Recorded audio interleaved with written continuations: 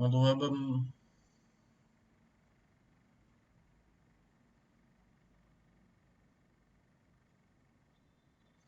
Hi friends, welcome again. Hopefully आप सभी ने अपने एमसीक्यू के क्वेश्चंस को डिस्कस कर लिया होगा। Now I am beginning with the answer section. तो शुरुआत करते हैं क्वेश्चन नंबर 1 से। What is the most distinctive artifacts of the Harappan और Indus valley civilization? Indus valley civilization के बारे में बताने वाला जो सबसे डिस्टिंक्टिव आर्टिफैक्ट्स है, जो सबसे यूनिक आर्टिफैक्ट्स है, वो कौन सा है? Option A Harappan seals, option B Harappan coins, option C Harappan script, option D Harappan coins and script. तो देखिए, एक तरीका बताता हूँ मैं। कहीं भी एमसीक्यू वाला जो हिस्ट्री में आता है, सबसे पहले कोशिश कीजिए यदि आप इनमें से ऑप्शन में गलत कौन सा उसको चूज आउट करने का, कि option A B C D में से गलत कौन सा हो सकता है। तो देखिए, मैं यदि आपने थोड़ा बहुत भी हड़प्पन सिविलाइजेशन में पढ़ा तो हड़प्पन स्क्रिप्ट के बारे में अभी भी हमें कुछ भी इंफॉर्मेशन नहीं है। तो यानी कि जिस स्क्रिप्ट के बारे में इंफॉर्मेशन नहीं है, तो वो हमें ऐसी इंडस वैली सिविलाइजेशन के बारे में इंफॉर्मेशन प्रोवाइड नहीं कर सकती। तो स्क्रिप्ट वाला ऑप्शन गलत होगा, ठीक है। तो सी ऑप्शन नहीं हो सकता। यहाँ भी स्क्रिप्ट है तो मतलब डी भी नहीं हो सकता। ओके। अब मैंने दो, मान लीजिए ये सवाल मेरे को आता ही कुछ नहीं आता, पता था, फिर भी मैंने दो ऐसे ऑप्शन ढूंढ लिए हैं जो गलत हैं। अब मेरे पास ए और बी दो options are, two options are remaining. तो यानी अब यदि मैं गैस वर्क भी करूं तो मेरे सही और गलत होने की संभावना कितनी होगी? 50% होगी। कि 50% या तो मेरा ऑप्शन सही होगा या 50% मेरा ऑप्शन गलत हो सकता है। ओके। तो हर सवाल में ये कोशिश कीजिए, जो भी सवाल आप सही प्रॉपर तरीके से नहीं कर पा रहे हो, उसमें सबसे पहले ढूंढिए कि रॉन्ग ऑप्शन कौन सा है। अब मैं इन दोनों ऑप्शंस में भी यदि देखिए देखने की कोशिश करूं तो कॉइन्स यानी सिक्के हैं, वो बहुत बाद की चीज है, ठीक है। और बार बार हमने चैप्टर पढ़ा है तो वहां पे हमें ऐसे कोई भी सिक्के नहीं मिले हैं, ये चीज हमें याद आ गई होगी। सील्स का नाम जरूर मैंने कई जगह पढ़ा है। तो फिर मेरा ऑप्शन ए इज करेक्ट, ठीक है। तो option A is correct. Of which stone the Harappan seal are made? Harappan seal है वो किस स्टोन से बनी हुई थी? तो रेड स्टोन का यूज बहुत बाद में आगे शुरू हुआ था। येलो स्टोन नॉर्थ इंडिया में मिलता ही नहीं है, जिस इलाके में हड़प्पन है। मेटल्स केवल कॉपर के बारे में उनको पता था, तो उससे भी नहीं बनी थी ये। स्टेटाइट नाम से एक जो पत्थर था, उससे ये सील बनी होती थी। Option B is correct. Which objects the Harappan seal contains? Harappan seal के ऊपर कौन कौन से ऑब्जेक्ट्स मिलते हैं हमें, यानी क्या क्या उसके ऊपर देखने को मिलता है? तो एनिमल मोटिव्स, कई प्रकार के एनिमल्स की शेप उसके ऊपर देखने को मिलती है। साइंस फ्रॉम स्क्रिप्ट, एक स्क्रिप्ट के कुछ साइन भी हैं जिनको अभी तक पढ़ा नहीं जा सका है। रिलीजियस साइंस, तो रिलीजन से रिलेटेड तो हिस्टोरियंस आज भी कंफ्यूज है, तो इस प्रकार की कोई साइंस इसके ऊपर नहीं है। तो option A and B are correct. Name the first site where this unique culture was discovered? तो इंडस वैली सिविलाइजेशन को हड़प्पन सिविलाइजेशन भी बोलते हैं। तो सिंपल सा आंसर क्या होगा? हड़प्पा। क्योंकि हमें पता है कि आर्कियोलॉजिस्ट किसी भी सिविलाइजेशन को वो नाम देते हैं जहां पर उस सिविलाइजेशन का ही पहली साइट मिलती है। तो इंडस वैली सिविलाइजेशन को हड़प्पन सिविलाइजेशन इसीलिए बोला जाता है क्योंकि इंडस वैली सिविलाइजेशन की जो सबसे पहली साइट सी खोज की गई थी वो हड़प्पा है। What is the timeline of the Indus valley civilization? Indus valley civilization का टाइमलाइन क्या है? तो यहाँ पे डायरेक्ट ऐसा सवाल आया कि टाइमलाइन क्या है, तो फिर हमें टाइमलाइन बताना है मेच्योर हड़प्पन सिविलाइजेशन का। क्योंकि आपकी बुक में 3 टाइमलाइन है, एक प्री हड़प्पन टाइमलाइन, फिर मेच्योर हड़प्पन और फिर लेटर हड़प्पन। तो केवल टाइमलाइन बिना किसी उसके आए तो हमें मेच्योर हड़प्पन टाइमलाइन बताना है। तो बेसिकली टाइमलाइन है 2600 से 1900 BC. Option C is correct. Which of the following food items Harappan people ate? इनमें से कौन से फूड आइटम्स है वो हड़प्पन पीपल खाते थे? तो मिलेट्स के बारे में पता था उनको, फिश भी वहां पे मिले हैं हमारे पास, फाउल भी मिले हैं, व्हीट के बारे में पता था, बार्ली, लिंटेल, चिकपिया, सीसम। तो option D is correct. All are correct, A B and C all are correct answer.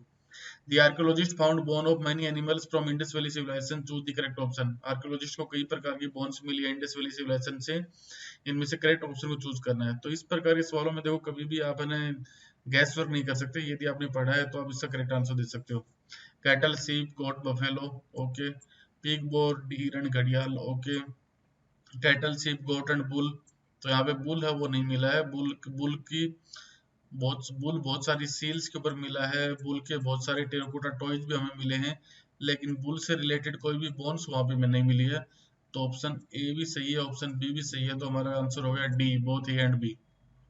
Eight which sites terracotta models of the plough have been found? इन जो terracotta के जो हल्के terracotta model है वो इनमें से किस साइड से मिले हैं? Option A Cholistan, option B Banawali, option C Kalibangan, option D both Cholistan and Banawali. तो ज्यादातर ऑप्शन में भी आप देखोगे जहाँ पे भी बोथ वाला आ जाए ना एग्जाम में, वो सही होने की संभावना ज्यादा होती है। तो option D is correct. Cholistan Pakistan के अंदर है, बनवाली हरियाणा में है, जहाँ इन दोनों ही जगह से हमें प्लो के टेराकोटा मॉडल मिले। At which site archaeologist have also found evidence of A plot hill field. इनमें से किन सी जगह पे आर्कियोलॉजिस्ट को जूते हुए खेत के साक्ष्य मिले हैं? ऑप्शन ए बनवाली जो कि हरियाणा में है, ऑप्शन बी कालीबंगा जो कि राजस्थान में है, ऑप्शन सी चोलिस्तान में, option D Banawali and Kalibangan. तो हमारा ऑप्शन डी होगा, बनवाली एंड कालीबंगा। ठीक है, चोलिस्तान में हल्के साक्ष्य जरूर मिले हुए हैं, लेकिन जुते हुए फील्ड के कोई साक्ष्य वहां से हमें नहीं मिले हैं। तो option A and B both are correct. Question number 10. The field has two sets of arrows at right angles to each other, suggesting that two different crops were grown together. At which site this field was found? ये बोल रहा है कि हमें ऐसे खेत मिले हैं जहां पर इस प्रकार से खेती की गई है, जहां पे दोनों हल एक दूसरे को राइट एंगल पे कट डाउन करते हैं, जो हमें ये बताते हैं कि यहाँ पर दो अलग अलग टाइप की फसलें एक साथ उगाई जाती थी। तो ऐसा फील्ड किस जगह पे मिला है? बनवाली हरियाणा, कालीबंगा राजस्थान, चोलिस्तान आपका पाकिस्तान के अंदर है, बनवाली एंड कालीबंगा। तो ऑप्शन सही है बी का, कालीबंगा, जो कि राजस्थान में श्रीगंगानगर डिस्ट्रिक्ट में है, जहां पर इस प्रकार के हल्के साक्ष्य मिले। At which Harappan site traces of canals have been found. जो कैनाल्स के साक्ष्य, जो नहरों के साक्ष्य हैं, वो हड़प्पा की किस साइड से मिले? अगेन बनवाली हरियाणा, सोरतुगई अफगानिस्तान, लोथल गुजरात, धोलावीरा गुजरात। तो option is B is correct. Afghanistan के सोरतुगई से हमें इस प्रकार की नहरों के साक्ष्य मिले। Question number 12. Who conducted the study of animals in the ancient civilization. Ancient civilization में एनिमल्स का अध्ययन कौन करता था? ठीक है, ये ऑप्शन, ये सवाल अभी 1920 के जो बोर्ड एग्जाम थी उससे पूछा गया था। तो एनिमल्स के अध्ययन, तो एनिमल्स में यदि आपने साइंस की ब्रांचेस के बारे में थोड़ा बहुत पढ़ा हो तो बॉटनी होता है, जिसमें कि प्लांट किंगडम का अध्ययन किया जाता है, और जूलॉजी होता है जिसमें कि एनिमल किंगडम का अध्ययन किया जाता है। तो यहाँ पे जहां जहां भी जूलॉजी का नाम है वो ऑप्शन करेक्ट हो जाएगा। आर्कियोजूलॉजिस्ट, जू आर्कियोलॉजिस्ट, बॉटनी यहाँ जुड़ा है तो बॉटनी प्लांट का अध्ययन करता है, गलत होगा। तो option D is correct, both A and B. Okay, तो डी वाला हमारा करेक्ट ऑप्शन है। अगला, at which site water reserves found which have been used to store water for agriculture. इसमें से किस जगह पे वाटर रिजर्व पाया जाता है जहां पर एग्रीकल्चर के लिए पानी को स्टोर किया जाता था? ए लोथल गुजरात में, कालीबंगा राजस्थान में, Dholavira Gujarat, Cholistan Pakistan. Option C is correct, Dholavira. Dholavira में एक बहुत बड़ा वाटर रिजर्व है जिसमें पानी को इकट्ठा किया जाता था और जिसको कि बाद में एग्रीकल्चर पर्पज के लिए यूटिलाइज करते थे। What was the most unique feature of the Harappan civilization. Harappan civilization की सबसे यूनिक फीचर क्या है? सील, जो वहां पे सील मिली है वो, B urban centre, C script जो उनकी है, डी वेट सिस्टम। तो यदि आप town planning of Mohenjodaro book में पढ़ोगे तो पहली लाइन में लिखा है कि urban centres were the most unique feature of Harappan civilization. ठीक है, one of the most distinctive features of Harappan cities was the carefully planned drainage system. Which type of pattern these drainage system follow? तो Harappan civilization की जो सबसे बड़ी विशेषता है वो ड्रेनेज सिस्टम है। उस ड्रेनेज सिस्टम में किस पैटर्न को यूज किया गया है? तो पहला ग्रिड पैटर्न, दूसरा रेक्टेंगल पैटर्न, तीसरा square pattern, fourth circle pattern. तो correct option is grid pattern, option A. Now question number 16th. At which two sides the entire settlement was fortified and sections within the town were also separated by walls? कि ऐसी कौन सी जगह है जहां पर जो दोनों के दोनों सेटलमेंट्स हैं वो फोर्टिफाइड हैं? देखिए, टाउन प्लानिंग के बारे में यदि थोड़ा बहुत आइडिया हो तो इंडस वैली सिविलाइजेशन के टाउन से दो पार्ट में डिवाइड थे। इधर वेस्टर्न वाली टाउन है वो एक हाइट के ऊपर बने हुए थे जिनको कैथेड्रल बोला गया है, और यहाँ लोअर टाउन है। ठीक है, तो जो कैथेड्रल वाला पार्ट था इसको चारों तरफ से ईंटों की बाउंड्री के द्वारा फोर्टिफाइड किया गया, यानी सुरक्षित किया गया है। जबकि लोअर टाउन में ऐसी कोई बाउंड्री हमें नहीं मिलती है। तो लेकिन इंडस वैली सिविलाइजेशन की दो ऐसी साइट है जहां पर इस पूरे के पूरे मतलब कैथेड्रल और लोअर टाउन दोनों को ही चारों तरफ बाउंड्री से कवर किया गया है, और साथ ही ईंटों के द्वारा इन दोनों को अलग अलग भी किया गया है।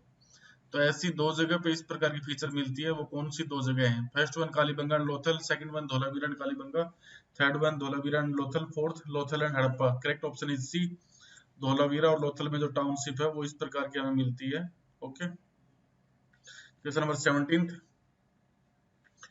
17th में कुछ स्टेटमेंट दिए गए, इनमें से जो गलत स्टेटमेंट है उसके बारे में पता करना है कि विच इज नोट, ये ध्यान रखना है, नोट लिखा हुआ है इसमें।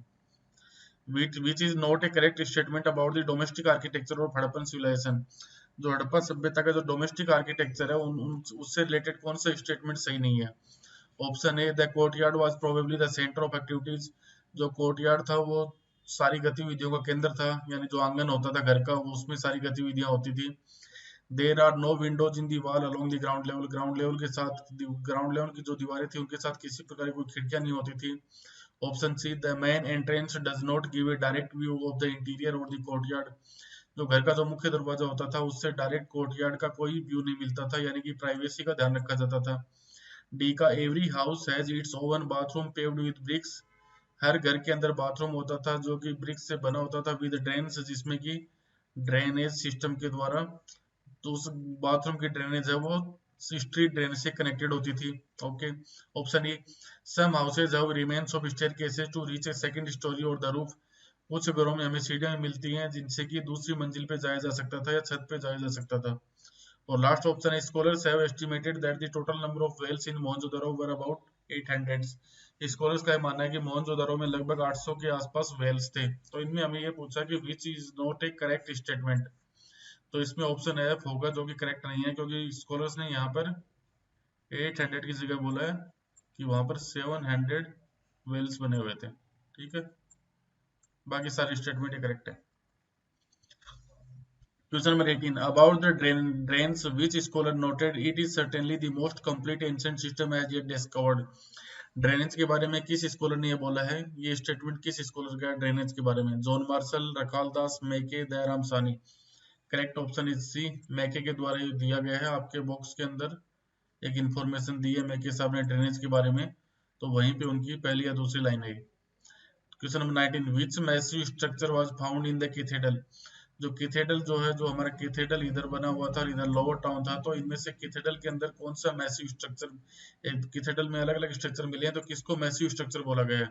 Option A, the great bath. Option B, the drainage. Option C, the bull cart. Option D, the warehouse. तो यदि सही प्रॉपर तरीके से बुक आपने पढ़ा तो वेयर हाउस को द ग्रेट मैसिव स्ट्रक्चर वहां पर बोला गया। Warehouse is the correct option. Question number 20. By which material the Great Bath was made watertight? Great bath जो बनाया गया था, जो विशाल स्नानागार बनाया गया था, उसमें वाटर का लीकेज नहीं हो, तो उसके लिए उसे वाटर टाइट बनाने के लिए किस मटेरियल का यूज किया गया था? तो पहला मोटार ऑफ रेडस्टोन, दूसरा motor of gypsum, 3 motor of copper, D motor of sand. तो देखिए ऑप्शन भी देखोगे तो कॉपर हो नहीं सकता, सैंड भी नहीं हो सकता, ए या बी में से होगा। तो जिप्सम के बारे में वो लोग जानते थे, तो option B is correct. Gypsum का मोटर को उन्होंने ईंटों के बीच में यूटिलाइज किया था, स्पेशली जो फर्श उन्होंने डाला था। Question number 21. Archaeologist generally use certain strategies to find out whether there were social और economic differences among the people with living within a particular culture. Which are these strategies? Archaeologist हैं वो किसी भी society के अंदर कोई economic या सामाजिक या आर्थिक रूप से कोई मत भेदभाव होते हैं या कुछ भेदभाव वहां पे विद्यमान थे, इसके बारे में जानने के लिए कुछ विशेष तकनीकों का सहारा लेते हैं। ये कौन सी है? स्टडिंग बरियल्स, यानी कि जो कब्र है उनका अध्ययन करना। स्टडिंग ऑफ आर्टिफैक्ट्स, जो आर्टिफैक्ट्स जो ऑब्जेक्ट्स होते हैं उनका अध्ययन करना। स्टडी ऑफ कॉइन्स, कॉइन्स का अध्ययन करना। या स्टडिंग बरियल्स एंड आर्टिफैक्ट्स। तो option D is correct. 22. From where the gold jewellery found at Harappan sites were recovered. Harappan sites से हमें जो गोल्ड ज्वेलरी मिली है वो किस जगह से मिली है? बेसमेंट, किसी घर के तहखाने से। बी पर बर्लियर्स, जो आपकी कब्रें होती है वहां से मिली। होर्ड्स, जो भंडार होते हैं जो घर की औरतें जमीन के अंदर गड्ढा में छुपा देती हैं उनको। या फिर कोर्टयार्ड से। तो option C is correct. Question number 23. Which city of Indus valley civilization was almost exclusively devoted to craft production. Indus valley civilization की वो कौन सी सिटी है जिसमें जो कि पूरी तरीके से क्राफ्ट प्रोडक्शन के लिए डिवोटेड थी? तो option A Harappa, option B Dholavira, C Chanhudaro, D Lothal. तो option C is correct. Chanhudaro जो कि पाकिस्तान में है, कोस्टल पार्ट है कराची के पास, वो इसके लिए डिवोटेड थी। 24. Which stone provides beautiful red colour of craft production. Craft production में रेड कलर के लिए इनमें से किस स्टोन को यूज किया जाता था? Carnelian, jasper, chert, red stone. तो ऑप्शन ए इज करेक्ट। अगला 25. Archaeologist experiments have revealed that the, fill in the blank करना है यहाँ पर। कलर ऑफ कैरोलिन, जो कैरोलिन का कलर है was obtained by firing the yellowish raw material and beads at various stage in production. तो यहाँ पे बताना है कि फिल इन द ब्लैंक्स में किसकी बात कर रहा है कि कैरोलिन को ये अलग अलग प्रोसेस के द्वारा येलोइश कलर जो बीड्स के साथ पकाते थे तो उससे कैरोलिन से कौन सा कलर निकलता था। तो ये ऊपर वाला सवाल आपने पढ़ा हो रेड कलर, तो वो इसका राइट आंसर होगा RED। तो option B is correct. 26 specialized drills have been found at Chanduharo, Lothal and more recently at which site? जो स्पेशलाइज्ड ड्रिल्स हैं वो कुछ जगह पे हमें मिली हैं, जो कि पहले चंदुहारो में खोज हुई थी उनकी, उसके बाद लोथल में, और अभी रिसेंटली एक और साइट खोजी गई है जहां पर इस प्रकार की ड्रिल्स हमें मिली हैं। तो वो साइट्स कौन सी है? हड़प्पा, मोहनजोदारो, कालीबंगा और धोलावीरा। तो आंसर इज डी, धोलावीरा। यदि सोच के भी देखो तो वो बोला रिसेंटली जो साइट खोजी गई है, तो हड़प्पा पहले की साइट है, उसके बाद मोहनजोदारो की खोज हुई थी और कालीबंगा भी उसी समय के आसपास खोजी गई है। धोलावीरा अभी 1980s में इसकी खुदाई हुई है जहां पर इस प्रकार की ड्रिल्स हमारे पास अवेलेबल है। Question number 27, which were specialized centres for making shell objects near the coast? Coast के किनारे ऐसे कौन से दो सेंटर हैं जो कि स्पेशलाइज्ड थे, जो कि सेल ऑब्जेक्ट्स को बनाने में जिनकी स्पेशलाइजेशन था? Option A Dholavira and Lothal, option B Mohenjodaro and Harappa, option C Nageshwar and Balakot, option D Dholavira and Balakot. तो option C are correct. Nageshwar and Balakot are two coast centre जहां पर जो सेल ऑब्जेक्ट्स होते हैं, शंख वगैरह होते हैं, उनसे रिलेटेड ऑब्जेक्ट्स को बनाया जाता था। 28, which is one of the best indicators to find out the centers of craft work? कोई एक पर्टिकुलर जगह क्राफ्ट वर्क का सेंटर है या नहीं है, इसको पता करने का सबसे अच्छा इंडिकेटर कौन सा है अकॉर्डिंग टू आर्कियोलॉजिस्ट? तो पहला वेस्ट मटेरियल, बी कम फाइनल गुड्स, सी कम यूज गुड्स, डी कम वेल्दी गुड्स। तो option A is correct, waste material. देखिए सिंपल से, मान लीजिए किसी जगह पे मान लीजिए मूर्ति बनाने का काम होता है, मूर्ति बनाना भी क्राफ्ट का काम है। तो पत्थर से मूर्ति बनाओगे तो पत्थर को जब धीरे धीरे आप मूर्ति की शक्ल दोगे तो वहां आसपास की जहां भी जो भी कारखाना है, जिस जगह पे आप ये काम करोगे, तो वहां पे उस पत्थर के बहुत सारे वेस्ट मटेरियल कलेक्ट होते चले जाएंगे। तो इस वेस्ट मटेरियल को देख के आर्कियोलॉजिस्ट आइडिया लगाते हैं कि वहां पर कोई ना कोई इस प्रकार का क्राफ्ट से रिलेटेड काम होता होगा। Question number 29, which was one important means of transporting goods and people across land routes? लोगों को ले जाने के लिए और लैंड रूट्स में कौन से ट्रांसपोर्ट सिस्टम को हड़प्पन पीपल यूज करते होंगे? Bullock cart, horse cart, by own feet, elephants. तो हड़प्पन लोग एलिफेंट्स के बारे में भी नहीं जानते थे, अपने पैरों पे तो कोई भी चला जाएगा। हॉर्स के बारे में नहीं जानते थे। बुलक कार्ट्स राइट ऑप्शन है, क्योंकि बुलक से रिलेटेड हमारे पास बहुत सारी कार्ड्स भी, पिक्चर भी मिली है, बहुत सारी सील्स के ऊपर भी मिला है, साथ ही बहुत सारे इसके टेराकोटा टॉयज भी हमारे पास मिले हैं, जिनसे पता चलता है कि ये ट्रांसपोर्ट सिस्टम के काम में आता होगा। अगला, find out which pair is not correctly matched. इनमें से कौन सा पेयर सही मैच नहीं है?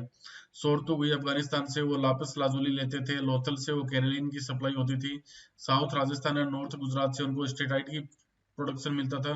खेतड़ी रीजन ऑफ राजस्थान से उनको कॉपर मिलता था। नॉर्थ इंडिया से उनको गोल्ड मिलता था। तो गोल्ड वाला ऑप्शन करेक्ट नहीं है, गोल्ड उनको साउथ इंडिया से मिलता था, ना कि नॉर्थ इंडिया से। ठीक है। 31, a Mesopotamian text date to the 3rd millennium BC refer to copper coming from a region called Magan. Magan refers to which country? कि मेसोपोटामिया की जो टेक्स्ट है जो कि 3री शताब्दी ईसा पूर्व में लिखा गया था, उसमें ये बोला गया है कि वहां पर जो कॉपर की सप्लाई है वो एक विशेष क्षेत्र से की जाती है और इस क्षेत्र को उन्होंने मगन नाम दिया है। तो मगन वर्तमान में किस कंट्री का नाम को रेफर किया गया है? Oman, India, Harappa, Dholavira. तो करेक्ट ऑप्शन इज ओमान। ठीक है, ओमान से उनको हड़प्पन और मेसोपोटामियन दोनों को ही कॉपर की सप्लाई की जाती थी। A Mesopotamian myth says to Meluha, may your bird be the Haza bird, may its call be heard in the royal palace. Some archaeologists think the Haza bird was the peacock.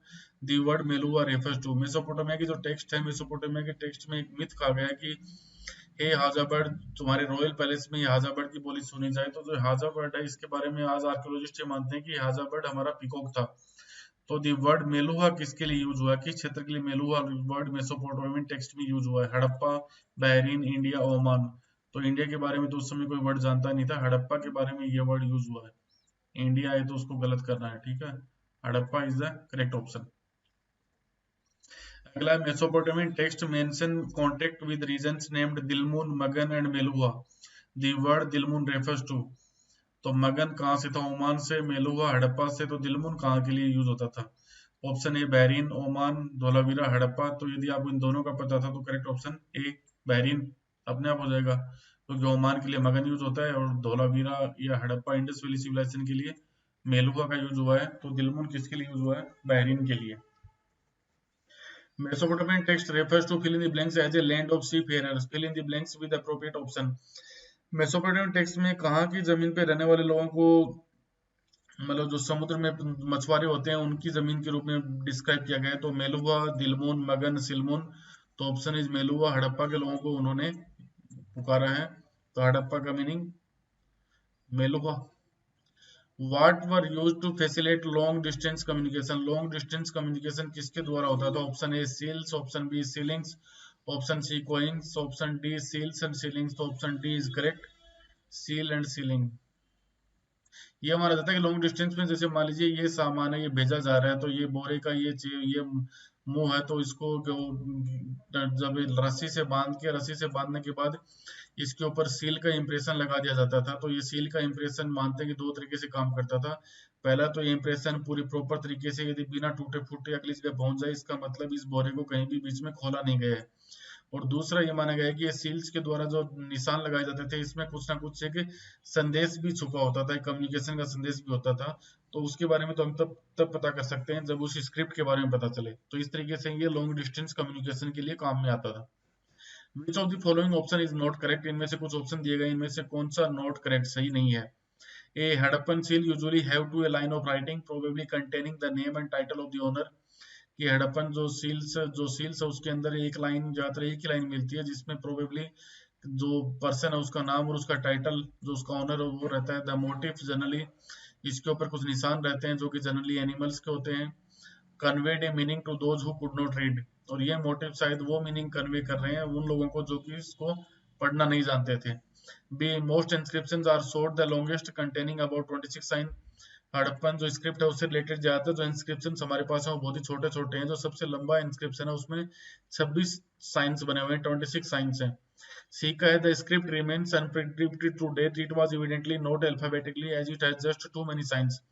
कि जो script है वो आज भी हमारे लिए एक रहस्य बना हुआ है, वो आज भी एक अबूझ पहेली बनी हुई है, यानी कि उसको आज भी हम पढ़ नहीं पाए, समझ नहीं पाए हैं।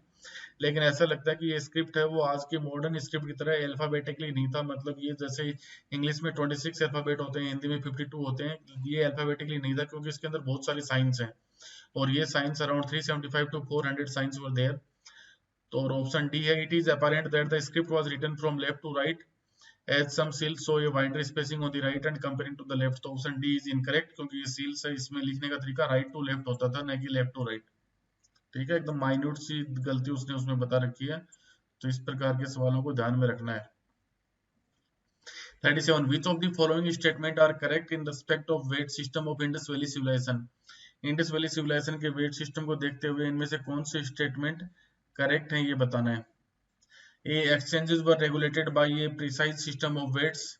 B weights were usually made of a stone called the chert. Weight system है वो चर्ट नाम के एक पत्थर से बनाया जाता था। ये भी एमसीक्यू में आ सकता है, ध्यान रखिएगा कि वेट के लिए किस वेट वाले जो पत्थर, किस पत्थर का यूज करते थे। जनरली क्यूबिकल, और उनकी जो शेप होती थी वो जनरली क्यूबिकल होती थी, और उनके ऊपर किसी प्रकार की कोई मार्किंग नहीं होती थी। ये ध्यान रखिएगा कि देयर वर नो मार्किंग। ऐसे नहीं है कि मॉडर्न टाइम की तरह 1 kg के ऊपर 1 kg लिखा होता था। They have no marking. Okay. Lower dominators of weights और बाइनरी, जो छोटे डोमिनेटर्स थे वेट के वो बाइनरी थे, 1 2 4 8 16 32 इस प्रकार से। While the higher dominations followed the decimal system, जो हायर डोमिनेशन थे उनमें दशमलव सिस्टम का यूज होता था। तो इसमें सात, तो A B C D all options are correct. 38 A stone statue was labeled and continues to be known as the Priest King. Mohenjodaro से एक स्टेन स्टेचू मिली है हमें, जिसे कि प्रिस्ट किंग के नाम से जाना जाता है। This is because archaeologists were familiar with the Mesopotamian history and its priest king. और इसे आर्कियोलॉजिस्ट ने प्रिस्ट किंग इसलिए बोला है क्योंकि आर्कियोलॉजिस्ट उस समय की जो कंटेम्प्रेरी सिविलाइजेशन मेसोपोटामियन है उसके बारे में पहले से जानते थे। तो वहां पे उन्हें इसी प्रकार की एक मूर्ति मिली है जिसको उन्होंने प्रिस्ट किंग का नाम दिया है। Eight which side this statue was find, तो ये प्रिस्ट किंग वाली जो स्टेच्यू है वो हमें किस साइड से मिली है? Option A Mohenjodaro, option B Harappa, option C Dholavira, option D Lothal. तो correct option is Mohenjodaro. Mohenjodaro से प्रिस्ट किंग वाली मूर्ति मिली है, जिसका एक हाथ आपने देखा होगा बुक में देखा टूटा हुआ है, साथ ही उसके यहाँ पे कंधे पे सोल डाल रखा है, और उस सोल के ऊपर बहुत ही अच्छी अच्छी प्रिंटिंग से बना रखी है। तो उसको आर्कियोलॉजिस्ट ने प्रिस्ट किंग का नाम दिया। 39 There is evidence that by 1800 BCE, most of the mature Harappan sites in regions such as Cholistan had been abandoned. What is the correct option in respect of these evidence?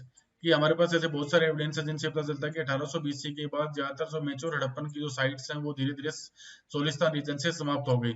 तो इनमें से इस प्रकार के evidence से related कौन सा statement correct है? Option A, the disappearance of the distinctive artifacts of the civilization, की सिविलाइजेशन से रिलेटेड जो डिस्टिंक्टिव आर्टिफैक्ट्स थे वो धीरे धीरे समाप्त हो गए। Option B, craft specialisation also disappeared, जो इंडस वैली सिविलाइजेशन का जो क्राफ्ट स्पेशलाइजेशन था वो समाप्त हो गया। House construction techniques deteriorated and large public structures were no longer produced, घर बनाने की जो उनकी टेक्निक थी वो धीरे धीरे समाप्त हो गई और अब कोई बड़े बड़ी बिल्डिंग्स या बड़े स्ट्रक्चर को निर्माण नहीं किया जा रहा था। Option D, transformation of material culture, जो मटेरियल कल्चर उसका ट्रांसफॉर्मेशन हो गया। Option E, the disappearance of rural centres, कि रूरल सेंटर्स है उनका डिसअपीयरेंस हो गया। तो इनमें से which is the correct option in respect of these evidence? तो इनमें से कौन सा सही ऑप्शन है ये आपको बताना है। तो करेक्ट ऑप्शन इनमें से कौन सा, which is the correct option in respect of evidence? तो ये एविडेंस है, इनमें से करेक्ट ऑप्शन कौन सा है? इनमें से correct option A, B, C and D है। ठीक है, ऑप्शन ई है वो रॉन्ग है। ये डिसअपीयरेंस ऑफ रूरल सेंटर नहीं, डिसअपीयरेंस ऑफ अर्बन सेंटर होगा यहाँ पे। ओके, तो correct option A, B, C and D are correct option. Who was the first Director General of ASI? ASI का प्रथम डायरेक्टर जनरल कौन था? कनिंगम, जॉन मार्शल, दयाराम सानी, मैके। तो ऑप्शन ए इज करेक्ट 40 में कनिंगम साहब। Option 41, who used the account left by Chinese Buddhist pilgrims who had visited the subcontinent between the 4th and 7th centuries to locate early settlements? Early settlement से related जानकारी जो Chinese Buddhist ने दी है, उस accounts को use किसने किया है इंडस वैली सिविलाइजेशन को समझने के लिए?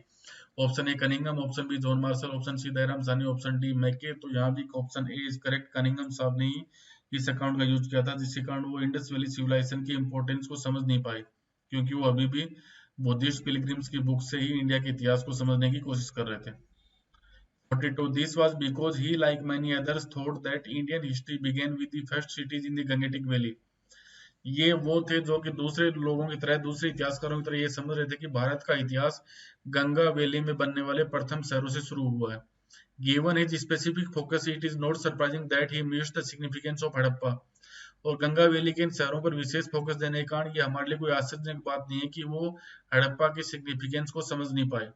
Identify the person who was not able to identify the significance of Harappa. इनमें से कौन से व्यक्ति हैं जो कि हड़प्पा की इंपॉर्टेंस को समझ नहीं पाए थे? तो वो कनिंगम साहब थे, जो कि अभी भी बौद्धिस्ट टेक्स्ट को पढ़ के ही इंडिया का इतिहास लिखने की कोशिश कर रहे थे, क्योंकि बौद्धिस्ट टेक्स्ट में इंडिया के बारे में जो इन्फॉर्मेशन है वो गंगेटिक वैली से शुरू होती है, गंगेटिक वैली में जो पहले शहर बनते हैं। ठीक है, option number 43, who noted in the story of Indian archaeology, Indian archaeology book का नाम याद रखना, कई बार बुक का नाम ही पूछा जा सकता है एमसीक्यू में कि the story of Indian archaeology किसने लिखी है। Who noted in his book the story of Indian archaeology that Marshall left India 3000 years older than he had found her, कि मार्शल साहब ने भारत को 3000 साल पीछे ले जाकर छोड़ा जहां से उन्होंने इसे पाया था। तो option A Cunningham, option B John Marshall, option C S N Roy, option D Mackay. तो correct answer is S N Roy. S N Roy ने अपनी बुक लिखी है, उसके अंदर उनका ये स्टेटमेंट है।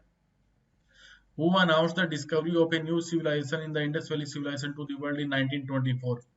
1924 में सिंधु घाटी सभ्यता की खोज की घोषणा किसने की थी? तो कनिंगम, जॉन मार्शल, व्हीलर, मैके। तो ये काम जॉन मार्शल साहब ने किया था, जो कि उस समय के भारत के आर्कियोलॉजिकल सर्वे ऑफ इंडिया के गवर्नर थे। Who were the two Indian archaeologists who discovered the Indus Valley civilization? Indus valley civilization की खोज करने वाले दो भारतीय आर्कियोलॉजिस्ट कौन थे? तो ऑप्शन ए दयाराम सानी एंड रखालदास बनर्जी। तो option A is correct, Dayaram सानी ने हड़प्पा की खोज की थी और रखालदास बनर्जी ने मोहनजोदड़ो की खोज की थी। Who was the first professional archaeologist to work in India? Bharat में काम करने वाले प्रथम प्रोफेशनल आर्कियोलॉजिस्ट कौन थे? John Marshall, Cunningham, RM. Wheeler, मैके। तो correct answer is RM. Wheeler, जो कि 1944 में आए थे, जो कि भारत में काम करने वाले फर्स्ट प्रोफेशनल आर्कियोलॉजिस्ट माने जाते हैं। Consider the following statement in respect of R M. Wheeler.